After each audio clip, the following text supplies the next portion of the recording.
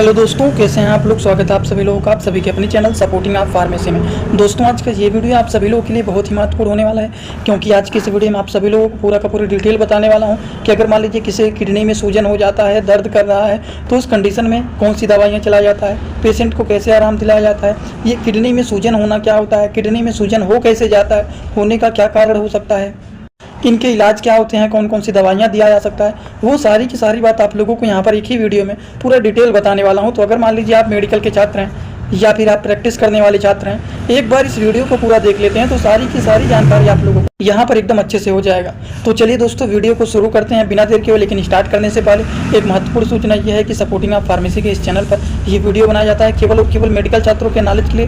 तो कोई भी दवा अपने से ना इस्तेमाल करें बिना डॉक्टर के सलाह के। चलिए सबसे पहले हम बात करते हैं ये किडनी में सूजन होने के क्या कारण होते हैं। कारण जानना बहुत ही ज़रूरी होता है, इसी के बेसिस पर मेडिसिन को चलाया जाता है। देखिए, किडनी में सूजन होने के बारे में बात करें तो बहुत सारे अलग अलग प्रकार के कारण हो सकते हैं। जैसे कि अगर मान लीजिए किसी किडनी में सूजन हो गया, किडनी में पथरी हो गया है, पथरी होने पर देखते हैं कितना ज़्यादा दर्द होने लगता है, सूजन बन जाता है, ये सारी समस्याएं देखी जाती हैं। या फिर मान लीजिए किसी भी वजह से वहाँ पर ब्लड का क्लॉटिंग हो गया है, तो उसकी वजह से भी देखा जाता है कि किडनी में सूजन हो जाता है। या फिर यूरिन में इन्फेक्शन हो जाता है, पेशाब में इन्फेक्शन हो जाना, पेशाब के रास्ते में इन्फेक्शन हो जाना, इसकी वजह से भी देखा जाता है कि किडनी में सूजन हो जाता है। या फिर प्रोस्टेट का साइज इनलार्ज हो जाना, प्रोस्टेट ग्लैंड का साइज अगर इनलार्ज हो जाता है तो इसकी वजह से भी देखा जाता है कि किडनी में सूजन हो जाना।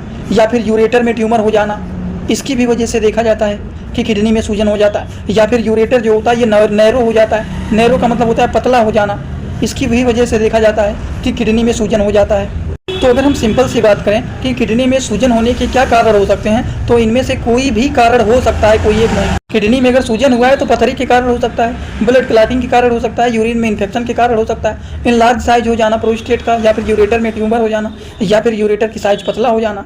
तो इनमें से कोई भी कारण हो सकता है। अब थोड़ी सी जानकारी और ले लेते हैं कि अगर मान लीजिए किडनी में सूजन हो गया है, किसी भी कारण से सूजन हो गया है, तो अगर किसी किडनी में सूजन हो जाता है तो उनके अंदर क्या क्या दिक्कत देखे जाते हैं, क्या क्या सिम्टम देखे जाते हैं। और अगर आपको सिम्टम पता चल जाएगा तो इसके ट्रीटमेंट भी आप इजीली कर सकते हैं। तो चलिए जान लेते हैं कि अगर किसी किडनी में सूजन हो जाता है तो उनमें क्या क्या दिक्कत देखे जाते हैं। तो दोस्तों, अगर किसी के किडनी में सूजन हो जाता है तो उस तरह के लोगों में देखा जाता है यूरिनेशन के दौरान बहुत ज़्यादा पेन होगा, यूरिन पास करने जाएंगे तो उस समय पर बहुत ज़्यादा दर्द होगा। या फिर एब्डोमिनल पेन देखा जा सकता है, पेट में बहुत ज़्यादा दर्द होना देखा जा सकता है। ब्लैडर नॉट एम्प्टी, अब ब्लैडर का मतलब क्या होता है, जो पेशाब की थैली होता है ये पूरी तरह से खाली नहीं होता है, इसी को बोलते हैं ब्लैडर नॉट एम्प्टी। पेशाब का थैली पूरी तरह से लगता है कि अभी फिर यूरिन पास करने जाना पड़ेगा, इस तरह की प्रॉब्लम देखे जाने लगती हैं। नोजिया मतलब जी मचलाने की समस्या देखे जाने लगते हैं। या फिर वोमिटिंग मतलब उल्टी जैसा लगना, उल्टी होना, इस तरह की अगर समस्या दिख रहा है तो इससे अनुमान लग जाएगा कि लग रहा है इनकी किडनी में कुछ ना कुछ दिक्कत है। तो किडनी में सूजन होने के कारण भी आपको बता दें, किडनी में अगर किसी के सूजन हुआ है तो उनमें क्या क्या लक्षण देखे जाते हैं, ये दो बात आप लोगों को पूरा का पूरा डिटेल बता दिया हूँ। अब मान लीजिए किसी के शरीर में इनमें से कोई भी लक्षण दिख रहा है, यूरिनेशन के दौरान दर्द होना, यूरिन को पास करने जा रहे हैं दर्द हो रहा है, पेट में दर्द हो रहा है, ब्लैडर पूरी तरह से खाली नहीं हो रहा है, जी मचलाना, उल्टी होना, अगर इस तरह की प्रॉब्लम क्रिएट हो रहे हैं तब तुरंत किडनी के सूजन की दवाइयाँ नहीं चलाया जाता है। उसको कंफर्म करने के लिए क्या दिक्कत है, क्या दिक्कत नहीं है, उसको थोड़ा सा जानने के लिए कुछ डायग्नोसिस एंड टेस्ट कराए जाते हैं। तो डायग्नोसिस एंड टेस्ट के बारे में बात करें तो सबसे पहला जो टेस्ट होता है वो होता है ब्लड टेस्ट।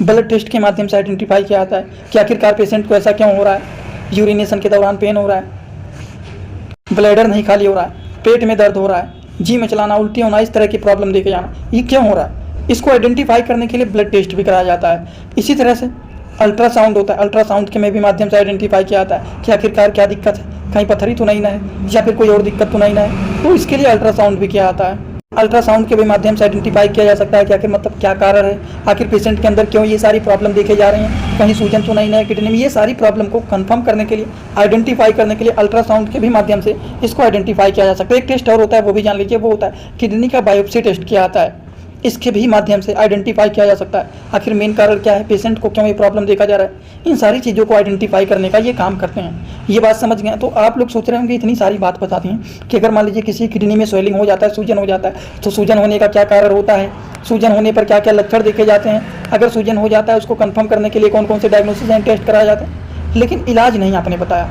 तो चलिए अब हम इनके इलाज के बारे में भी समझ लेते हैं। वैसे 3 बात आप लोगों को पूरी तरह से एकदम अच्छे से समझ में आया होगा, शायद ही कोई ऐसा होगा जिनको नहीं समझ में आया होगा। तो चलिए दोस्तों, हम अब ट्रीटमेंट के बारे में भी जानकारी ले लेते हैं। सबसे पहला मेडिसिन जो है वो है फिनॉक्सी मेथिल पेनिसिलिन टैबलेट। इसको थोड़ा सा तोड़ करके पढ़ेंगे तो पढ़ने में भी आसानी होगा, क्योंकि इसका जो नाम होता है वो थोड़ा सा बड़ा होता है। Phenoxy methyl penicillin tablet 250 mg के ये मेडिसिन होते हैं, और ये जो होते हैं एक प्रकार के एंटीबायोटिक मेडिसिन होते हैं।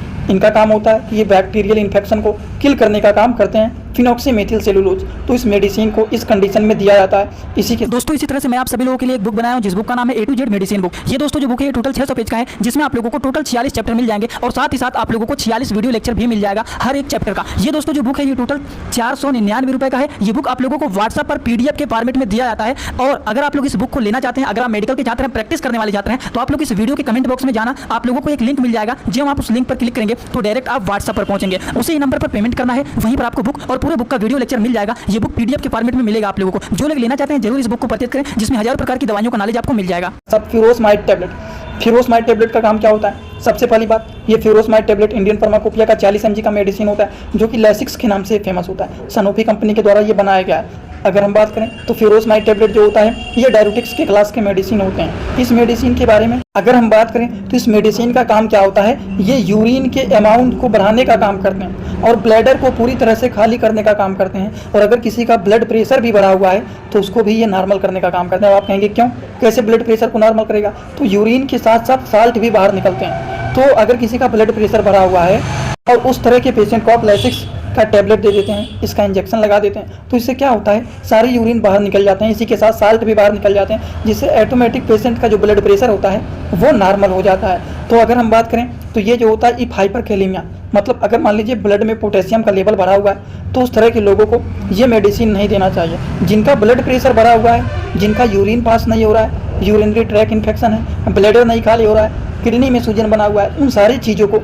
ये ठीक करने का काम करते हैं। और उस कंडीशन में तब इस मेडिसिन का यूज किया जाता है। अगर इनके डोज के बारे में बात करें कि फ्यूरोसमाइड टैबलेट का डोज क्या होता है, तो एक टैबलेट दिन भर में 2 बार खाया जाता है, एक टैबलेट सुबह और एक टैबलेट शाम को, वो भी खाना खाने के बाद। समझ गए आप लोग एकदम अच्छे से? तो चलिए हम बात करते हैं अगले मेडिसिन के बारे में। अगला जो मेडिसिन है दोस्तों वो है डिस्लोराटाडीन। अब ये क्या होता है डिस्लोराटाडीन?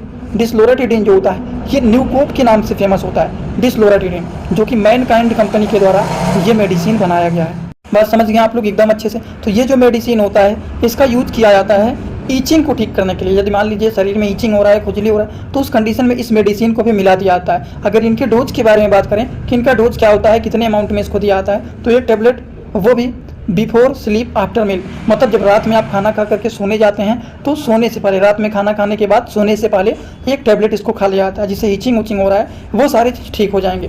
तो इस तरह के भी मेडिसिन का यूज किया जाता है। अगर मान लीजिए ईचिंग हो रहा है तब उस कंडीशन में एम्लोडिपिन। अगर मान लीजिए पेशेंट को किडनी में सूजन बना हुआ है या फिर ब्लड प्रेशर की समस्या है, उनका मान लीजिए ब्लड प्रेशर बढ़ा हुआ है, तब उस कंडीशन में एम्लोडिपिन आता है, एटेनोलॉल आता है, एम्लोकाइंड 80 आता है, जिसमें एम्लोडिपिन एटेनोलॉल सारी चीज़ पाए जाते हैं। तो उस कंडीशन में अगर ब्लड प्रेशर बढ़ा हुआ है तो कोई एक ब्लड प्रेशर की भी दवा उसमें दे दिया जाता है, जैसे कि एम्लोवास जो 5% का होता है, ये होता है एम्लोडिपिन बेसिलेट टैबलेट। इंडियन फार्माकोपिया का ये मेडिसिन होता है। जिस मरीज का ब्लड प्रेशर का प्रॉब्लम रहता है, ब्लड प्रेशर बढ़ता रहता है, उस तरह के लोगों को ये मेडिसिन दिया जाता है, जो कि मैक्लाइड कंपनी के द्वारा ये मेडिसिन बनाया गया है। अगर इनके डोज के बारे में बात करें तो ब्लड प्रेशर की दवाइयाँ एक टैबलेट दिन भर में केवल और केवल 1 बार खाया जाता है, वो भी खाना खाने के बाद। तो ये जो दवाइयाँ चलाया जाता है, जो दवाइयाँ दिया जाता है, according to the patient condition check किया जाएगा। अगर पेशेंट का चेकअप किया जाएगा, क्या दिक्कत है क्या नहीं दिक्कत है, ब्लड प्रेशर को मेजर किया जाता है। तो ब्लड प्रेशर बढ़ा हुआ है या फिर ब्लैडर नहीं खाली हो रहा है, तो ब्लैडर नहीं खाली हो रहा है, यूरिन पास नहीं हो रहा है सही से, ये कंडीशन है जिसकी वजह से सूजन बना हुआ है, तब लैसिक्स देते हैं। अगर ब्लड प्रेशर बढ़ा हुआ है तो एम्लोडिपिन टैबलेट दिया जाता है, एम्लोकाइंड 80 दिया जा सकता है। इस तरह के medicine according to the patient condition and patient symptom, इसके बेसिस पर दवाइयों को चलाया जाता है। अब देखिए दवाइयों के साथ एक गैस की भी दवा को मिक्स कर दिया जाता है, जिससे दवा कोई भी है अगर पेट में गैस्ट्रिक काज करता है तो उसको ठीक करने के लिए एक गैस की भी दवा दे दिया जाता है, जैसे कि ओमेप्राजोल। ओमी के नाम से ये फेमस होता है, ओमेप्राजोल कैप्सूल। इंडियन फार्माकोपिया का ये कैप्सूल होता है। इसका काम होता है पेट में इरिटेशन हो रहा है, पेट में गैस बना हुआ है, पेट में अपसेट है, पेट जैसे लग रहा है, दिक्कत है, खराब है, पेट फूला हुआ है, वो सारी चीज़ों को ये ठीक करने का काम करते हैं। डोज के बारे में बात करें तो according to the patient condition एक कैप्सूल दिन भर में 2 से 3 बार दिया जा सकता है। इसको खाने से पहले भी लिया जा सकता है और खाना खाने के बाद भी लिया जा सकता है। अगर आप खाना खाने के पहले यूज कर रहे हैं तो कम से कम खाना खाने के आधे घंटे पहले, 30 मिनट पहले इसका यूज करना चाहिए। बात समझ गए? इसी तरह से एक और डोम पेरीडोन। अब देखिए डोमपेरिडोन जो होता है ये क्या होता है, इसमें देखिए 2 चीज़ मिला हुआ है, इसोमप्राजोल एंड डोमपेरिडोन। मतलब ये गैस्ट्रिक प्रॉब्लम को भी ठीक करेगा, और डोमपेरिडोन मिला हुआ है मतलब नोजिया एंड वोमिटिंग इसको भी ठीक करेगा।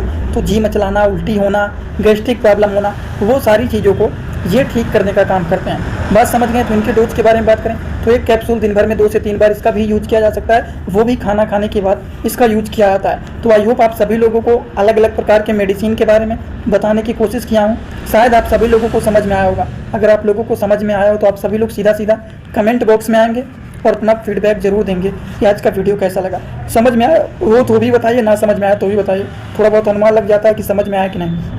एक बात और, जो लोग हमसे इंस्टाग्राम में पर्सनली जुड़ना चाहते हैं वो भी जुड़ सकते हैं। जुड़ने के लिए आप सर्च कर सकते हैं सपोर्टिंग आप फार्मेसी, जो चैनल का पूरा नाम है। फेक अकाउंट भी आपको मिल सकते हैं, उस आईडी को फॉलो करना जिसके फॉलोवर 1000 से ज़्यादा। फॉलोइंग केवल और केवल एक है, वही रियल अकाउंट है, छोटे छोटे कंटेंट वहाँ पर बनाता रहता हूँ। जुड़े रहेंगे तो बेनिफिट मिल सकता है, वैसे आगे आपकी मर्जी। आज का वीडियो यहीं पर होता है complete. Thanks for watching, like share and subscribe this channel.